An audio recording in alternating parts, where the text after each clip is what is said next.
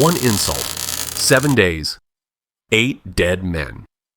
New York, 1935. Dutch Schultz humiliated Bumpy Johnson in front of 200 people at the Cotton Club. Bumpy said nothing, just walked out. Then, one man from Schultz's crew died every single day for 7 days. No evidence, no arrests. 30 days later, Schultz was executed by his own partners. Here's what the FBI never figured out. How did Bumpy Johnson destroy America's most powerful gangster without leaving a single trace? The Cotton Club wasn't just a nightclub. It was a throne room, designed for white New York's elite to watch black entertainers perform while they drank bootleg champagne and made deals that shaped the city's underworld. Marble floors, crystal chandeliers, a stage where Duke Ellington and Cab Calloway had made history. March 15th, 1935, Friday night. The place was packed wall to wall. Politicians sat next to movie stars. Mobsters sat next to millionaires. Everyone pretending they didn't see each other's crimes because at the Cotton Club, money spoke louder than morality. Dutch Schultz sat at the center table. 8 bodyguards surrounded him like a human fortress.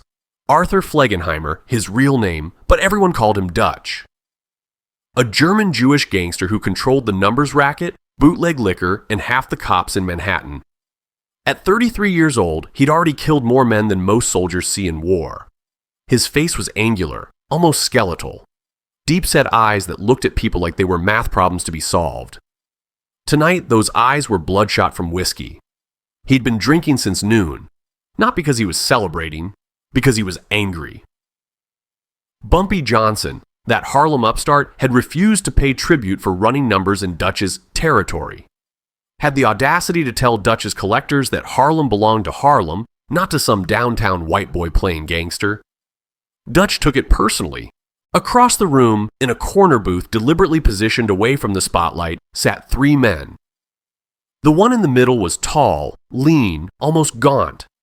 High cheekbones, skin like polished mahogany. A tailored black suit that cost more than most Harlem families made in a month. His movements were minimal, economical. He didn't gesture when he talked. Didn't laugh at jokes. Just listened. Ellsworth Raymond Bumpy Johnson, 40 years old, the undisputed power broker of Harlem. Unlike Dutch, Bumpy didn't need bodyguards surrounding him at restaurants. Everyone in Harlem knew, touch Bumpy and you'd answer to an entire neighborhood. His protection wasn't 8 men with guns. It was 8,000 people who depended on him to keep white mobsters from treating Harlem like a colony to be exploited. The 2 men flanking Bumpy were quiet, observant. They didn't drink, didn't look around nervously, just sat, like coiled springs waiting for a signal that might never come. At 11:47 p.m., the band finished their set. In the brief silence between songs, Dutch Schultz stood up. The conversation in the room didn't stop immediately, but it changed. People's voices dropped, eyes shifted. Everyone suddenly became very interested in their drinks. Dutch walked toward Bumpy's table, not quickly, slowly, deliberately. His 8 bodyguards followed in formation. The click of his expensive shoes on marble echoed like a countdown. When he reached the table, he didn't sit down, didn't extend his hand. Just stood there, swaying slightly, looking down at Bumpy with the contempt of a man who believed money made him untouchable. What happened next, nobody recorded. But over 200 people heard it. Dutch Schultz called Bumpy Johnson the most degrading racial slur in the English language. Not whispered, not muttered, shouted. Then he added insults about Bumpy's mother, his manhood, his right to even breathe the same air as white men. The words hung in the air like poison gas. The band stopped playing mid-note. Conversations died mid-sentence. Even the waiters froze. 200 people held their breath, waiting for the explosion. Waiting for Bumpy to leap up, pull his gun, and turn the Cotton Club into a slaughterhouse. But Bumpy didn't move. He didn't stand. Didn't shout back. Didn't reach for the .45 everyone knew he carried.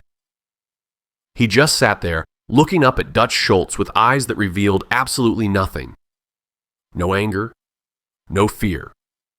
No emotion whatsoever. 5 seconds passed. Felt like 5 hours. Then Bumpy slowly reached for his glass of water, not whiskey, he never drank on business, and took a small sip. Set the glass down gently, stood up with movements so controlled they looked rehearsed, buttoned his suit jacket, and without saying a single word, walked toward the exit. The two men with him stood and followed. No hurry, no dramatics, just three men leaving a nightclub. Dutch Schultz laughed, loud, triumphant, drunk. His bodyguards laughed with him, slapped him on the back, told him he'd just put that uppity Harlem boss in his place. Dutch returned to his table, poured another drink, and celebrated his victory. But the old-timers in that room, the ones who'd survived prohibition wars and gang massacres, they weren't laughing. They were watching Bumpy's back as he disappeared through the door.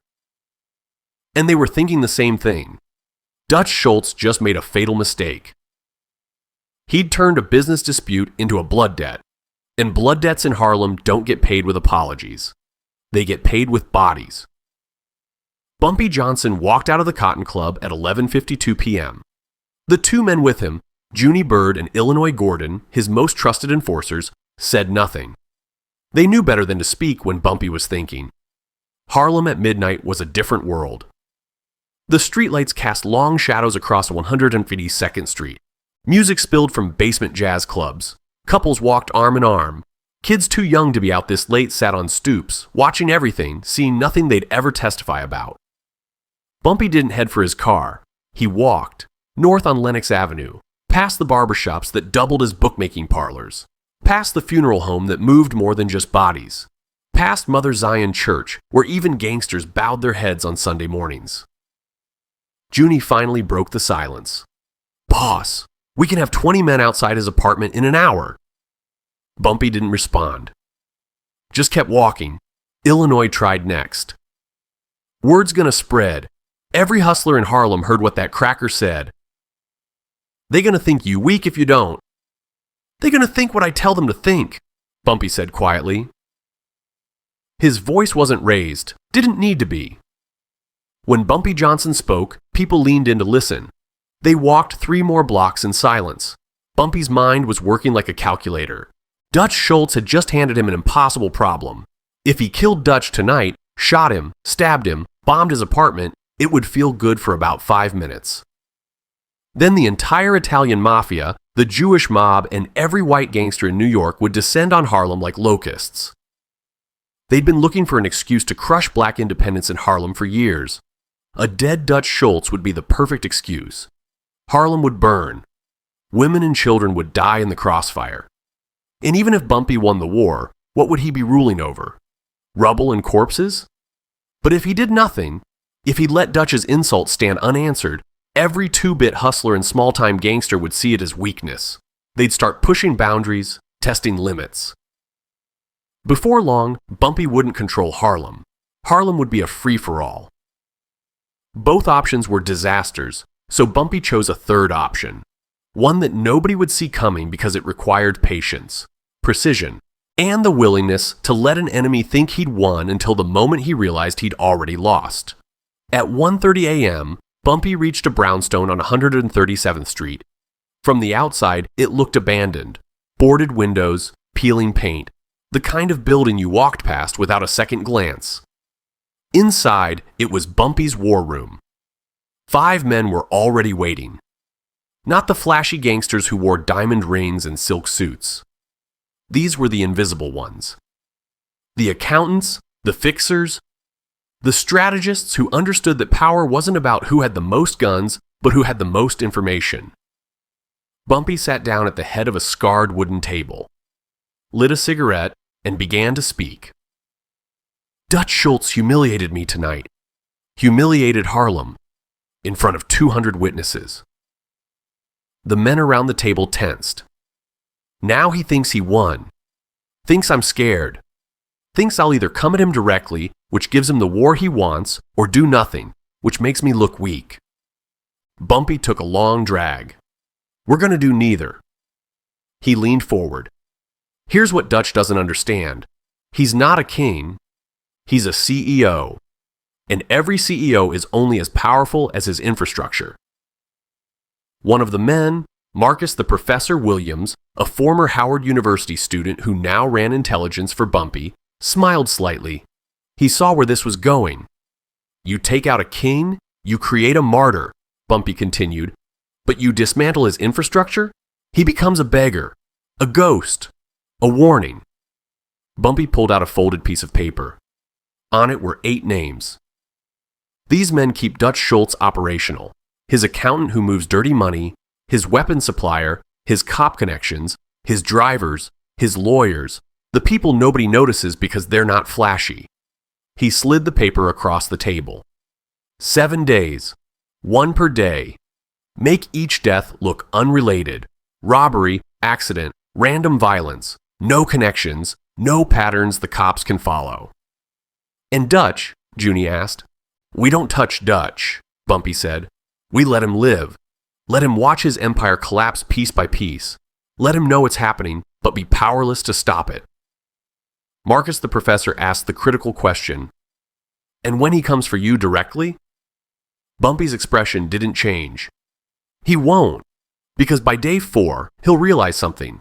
I'm not killing his empire. I'm showing him that his empire was always mine to kill. He just didn't know it. The room went silent. Then Bumpy added one final instruction. And gentlemen, no paperwork, no witnesses, no evidence. We're ghosts writing a message in blood that only one man will be able to read. The clock struck 2 a.m. The sentence had been passed. Execution would begin at dawn. The 8 names on Bumpy's list weren't chosen randomly. Each one represented a critical artery in Dutch Schultz's criminal empire. Cut them systematically, and the beast wouldn't die immediately. It would bleed out slowly, publicly, humiliatingly. Name 1. Morris the Ledger. Goldstein, 52 years old, accountant, worked out of a cramped office above a delicatessen on Delancey Street. Looked like every other overworked Jewish bookkeeper in Lower Manhattan. Wire-rimmed glasses, ink-stained fingers, stooped shoulders from decades hunched over ledgers. But Morris didn't balance books for legitimate businesses. He laundered Dutch Schultz's money through a labyrinth of shell companies, offshore accounts, and real estate purchases. Every payoff to every cop, every judge, every politician. Morris knew where the money went. He was the map to Dutch's entire financial infrastructure. More importantly, Morris kept duplicate records. Insurance, he called it, hidden in 3 different locations in case Dutch ever decided accountants were disposable. Bumpy's intelligence network had located all 3 locations. Name 2. Anthony Tony Pipes Russo. 38. Weapons supplier. Operated out of a warehouse in Red Hook, Brooklyn, disguised as an import-export business for industrial plumbing supplies. Tony didn't just sell guns, he modified them, shortened shotguns, filed serial numbers, converted semi-automatics to full auto. Every weapon in Dutch's arsenal passed through Tony's hands first. Without Tony, Dutch's soldiers would be buying Saturday night specials off street corners like common thugs. Name 3. James Jimmy the Fixer Dolan. 45, Irish, the bridge between the underworld and the law. Jimmy had 17 cops on payroll, 4 judges, 2 prosecutors, and a deputy mayor. He didn't carry a gun. Didn't need to. His weapon was envelopes stuffed with cash and photographs of powerful men doing things their wives didn't know about. When Dutch's men got arrested, Jimmy made the charges disappear. When witnesses got talkative, Jimmy made sure they suddenly developed amnesia. He was the immune system that kept Dutch's empire from being destroyed by the law. Name 4. Salvatore Numbers Benedetto. 33. Managed Dutch's largest numbers operation in the Bronx. The numbers racket was simple. People bet pennies on 3-digit lottery numbers. Individually, meaningless.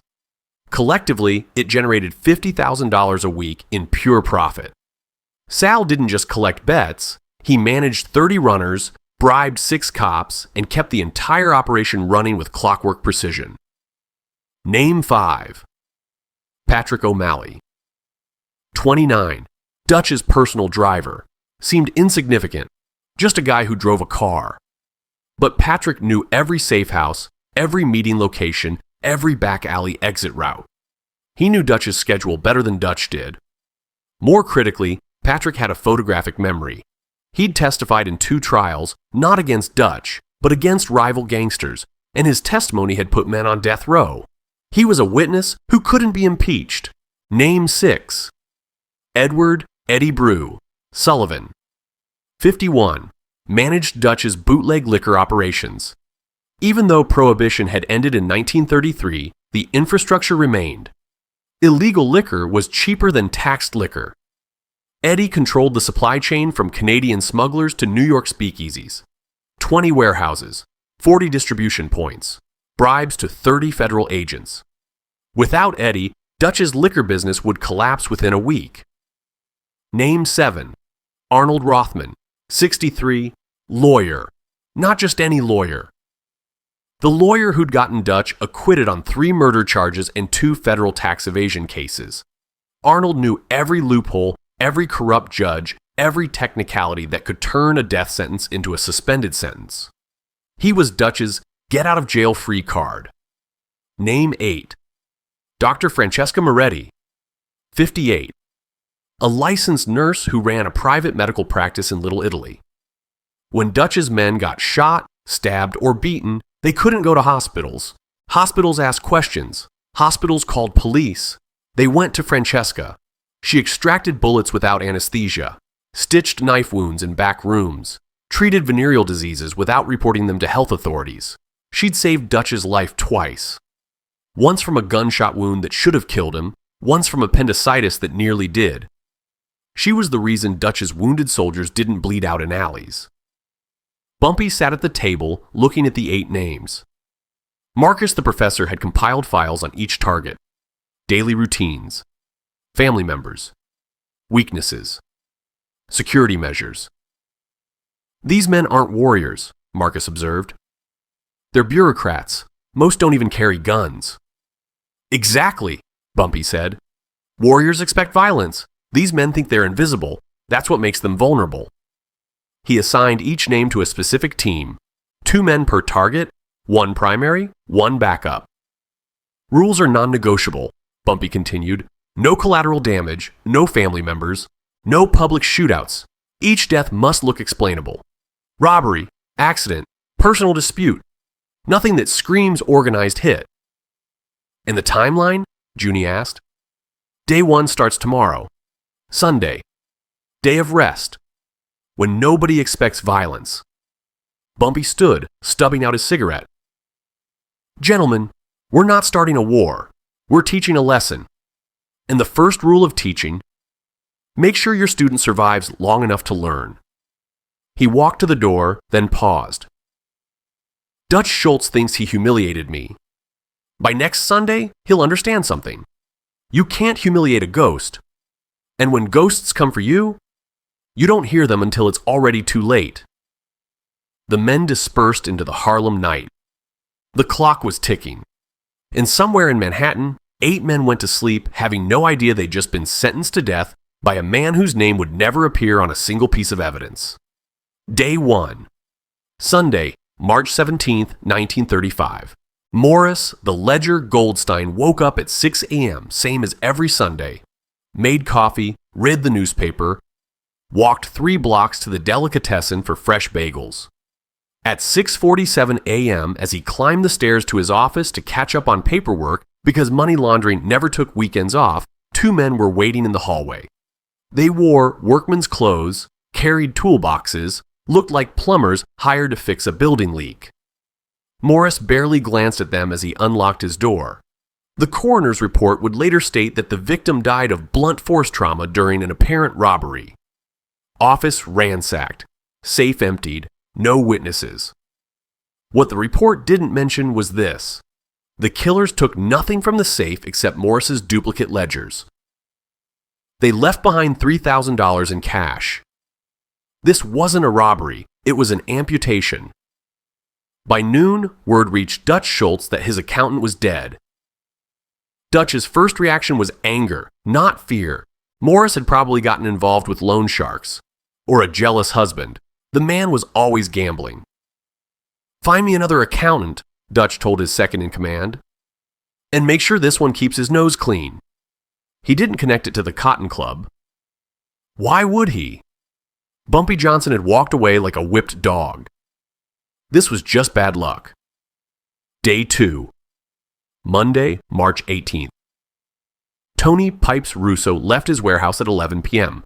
He was cautious, always checked his surroundings, carried a .38 revolver in a shoulder holster, but he didn't expect the attack to come from a rooftop 60 feet away. The rifle shot, a .30-06 Springfield, the same weapon used by Army snipers, entered through his right temple as he unlocked his car. He was dead before he hit the pavement. The rifle was found 3 blocks away, wiped clean, serial numbers acid burned beyond recognition. Police report categorized it as gang-related execution. Likely Italian mob internal dispute over territory. When Dutch heard the news Tuesday morning, he felt the first prickle of unease. Morris could have been coincidence, but Tony? Tony was careful. Tony was smart.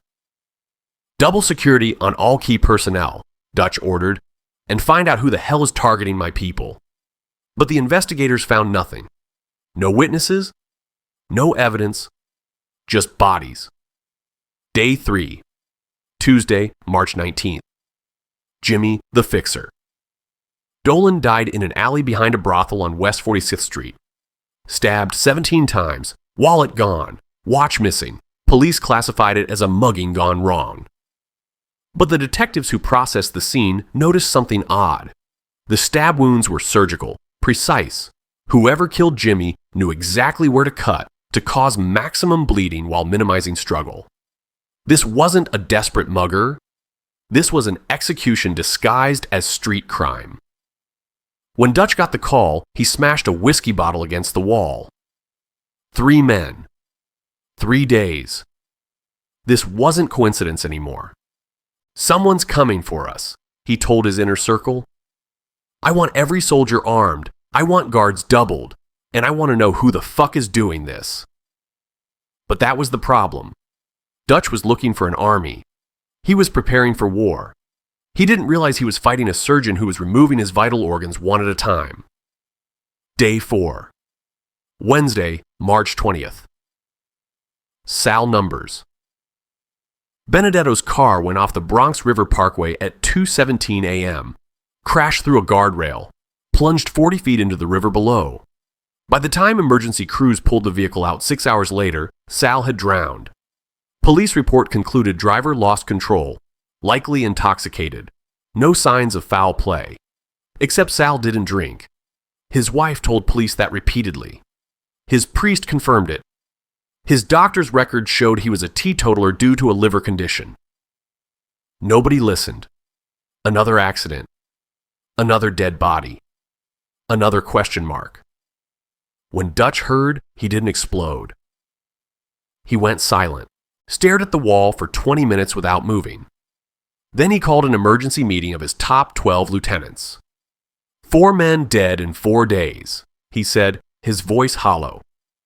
Morris, Tony, Jimmy, Sal. 4 different methods, 4 different locations, no connections the cops can find. He looked around the room. This isn't random. Someone's systematically dismantling our operation, and they're doing it so clean, so professional, that the police think it's just bad luck.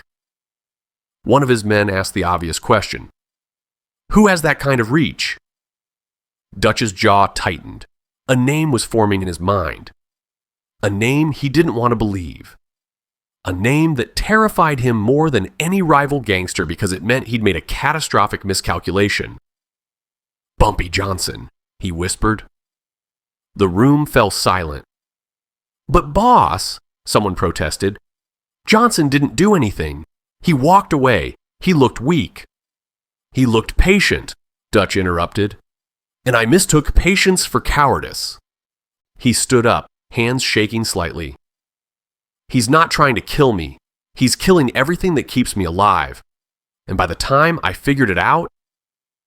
Dutch didn't finish the sentence. He didn't need to. Everyone in that room understood completely. They weren't fighting a war. They were dying in one. And the enemy was already inside the gates. Day 5. Thursday, March 21st. Dutch Schultz didn't sleep Wednesday night.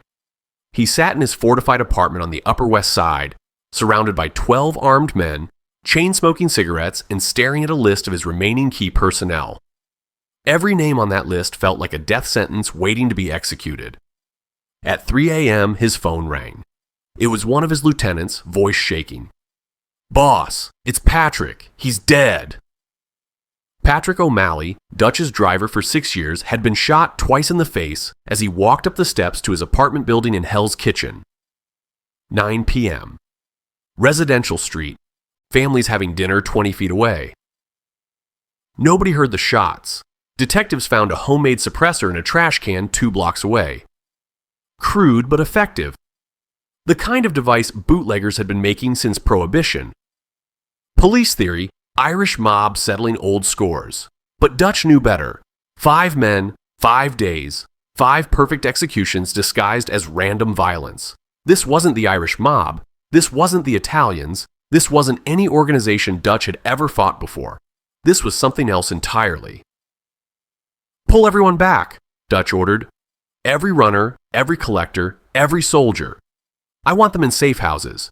Nobody moves alone. Nobody goes anywhere without 3 armed men." "Boss, if we do that, operations shut down. The numbers racket stops. The liquor distribution stops. Everything stops." "I don't care," Dutch shouted into the phone. "You can't collect money if you're dead." He slammed the phone down, then picked it up again and made a call he'd been avoiding for 3 days. Lucky Luciano answered on the second ring. "Charles. Lucky." Luciano was the most powerful Italian mobster in New York, chairman of the newly formed commission, the ruling body that was supposed to prevent exactly this kind of chaos. "Dutch." Lucky's voice was smooth, almost amused. "Heard you've been having some bad luck." "Someone's killing my people," Dutch said, trying to keep his voice steady. "Systematically, professionally. I need to know if the commission authorized this." Lucky was silent for a moment. "The commission doesn't authorize hits on accountants and drivers, Dutch. That's not how we operate. When we want someone dead, we don't play games. We put 2 bullets in their head and leave them in the street as a message." "Then who?" Another pause. "Word on the street says you had an incident at the Cotton Club last Friday. Something about you and Bumpy Johnson." Dutch's blood ran cold. Johnson walked away. "He did nothing?" Lucky laughed. Not a friendly laugh. The laugh of a man watching someone else learn a painful lesson. "Dutch, you've been in this business how long? 10 years? And you still don't understand the difference between doing nothing and appearing to do nothing? What the hell does that mean?" "It means," Lucky said slowly, "that Bumpy Johnson didn't do nothing. He did something much worse. He made you think you won. And while you were celebrating your little victory, he was already destroying you." Dutch felt his chest tighten. 5 of your key people dead in 5 days, Lucky continued. Each death unconnected, each one looking like bad luck or random crime. But together? It's a message. And the message is this: you don't have an empire, Dutch. You have infrastructure.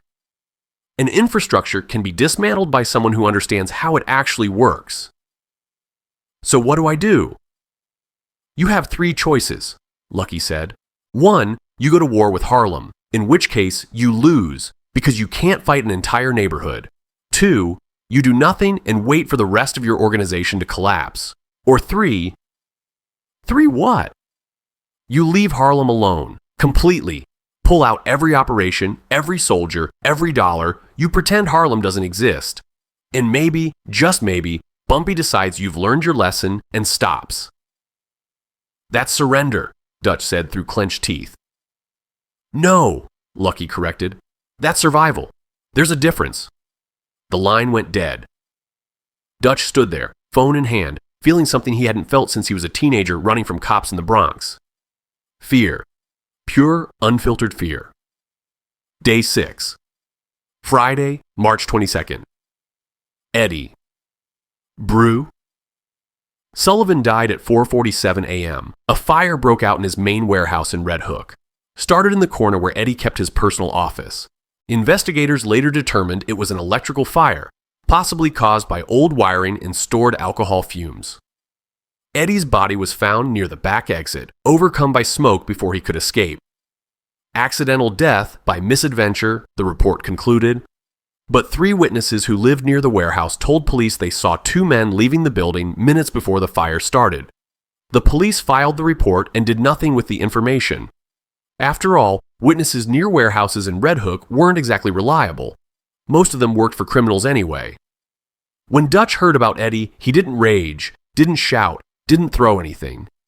He just sat down and put his head in his hands. 6 men, 6 days. His accountant, dead. His weapon supplier, dead.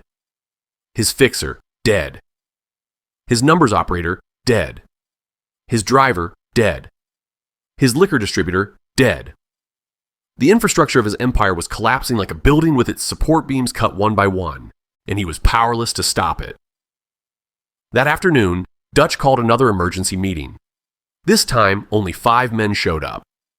The others sent messages claiming illness, family emergencies, urgent business out of town. They were abandoning him. Rats fleeing a sinking ship. "We're pulling out of Harlem," Dutch announced. "Effective immediately. Close every operation. Pay off the runners. Shut down the numbers parlors. I want every man we have north of 110th Street back downtown by Sunday." One of his remaining lieutenants spoke up. "Boss, if we do that, we lose 50 grand a week in revenue, maybe more. And if we don't," Dutch snapped, "we lose our lives. Money means nothing if you're dead. And in case you haven't noticed, someone is killing us. Efficiently. Invisibly. And they won't stop until they've destroyed everything. So we just give up. Let that—" "Say his name," Dutch interrupted. "Go ahead. Say Bumpy Johnson. Because that's who's doing this. And yes, we're giving up. Because the alternative is extinction." The room went silent.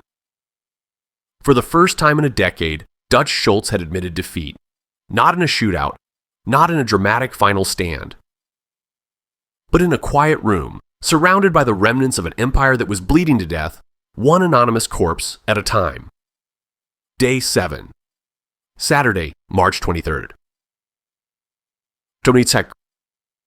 Arnold Rothman, Dutch's attorney, died in his sleep. Heart attack, the medical examiner concluded. The man was 63, overweight, and smoked 2 packs a day. These things happen, except Arnold's wife told police that her husband seemed terrified the week before he died. Kept saying someone was watching him, wouldn't eat food that hadn't been prepared at home. Checked the locks on the doors and windows obsessively. The police dismissed it as paranoia. Arnold was buried on Sunday afternoon. Dutch didn't attend the funeral. Too dangerous. Too public. That evening, as the sun set over Harlem, the 8th and final name on Bumpy's list woke up in her small apartment in Little Italy. Dr. Francesca Moretti made herself a cup of tea, sat down in her reading chair, and picked up a medical journal. At 8:17 p.m., she felt a sharp pain in her chest. By 8:19 p.m., she was unconscious. By 8:22 p.m., she was dead. The autopsy would show a massive coronary thrombosis, a blood clot that stopped her heart instantly. Natural causes, the report stated. What the report didn't mention, because the technology to detect it didn't exist in 1935, was that someone had slipped a powerful coagulant into her tea earlier that week. A substance that would slowly build up in her system until it triggered a fatal clot. Undetectable. Untraceable. Perfect. 8 names. 7 days. All dead.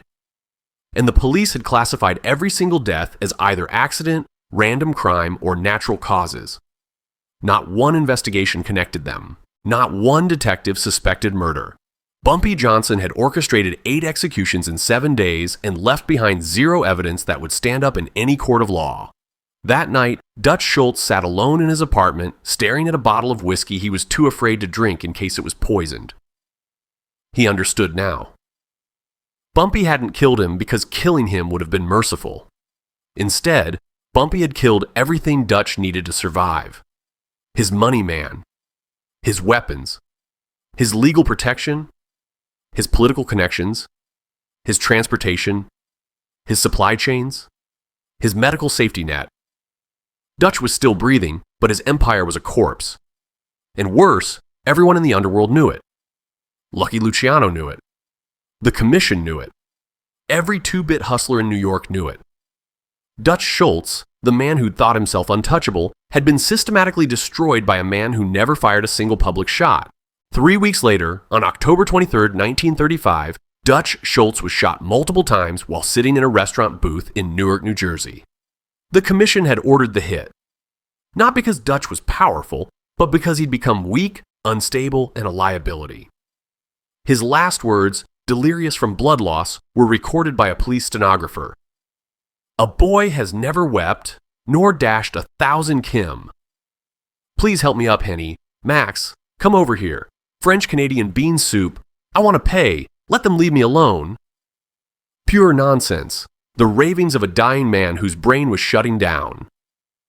But some people who were there claimed that just before he lost consciousness, Dutch whispered 2 words.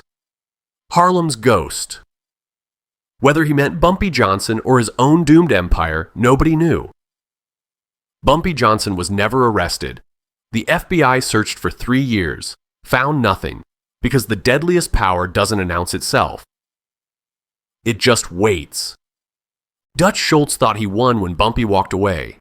7 days later, his empire was dying. 30 days later, so was he. The difference? Loud power takes the moment. Silent power takes everything. After 1935, every mobster in America learned one rule: never disrespect the man who controls the shadows. When someone disrespects you in front of everyone, what do? Fight back immediately, or stay quiet and move in silence? Tell me in the comments, and if you want more untold stories where patience destroyed empires, hit that subscribe button. Because the most dangerous people are always the ones you never hear coming.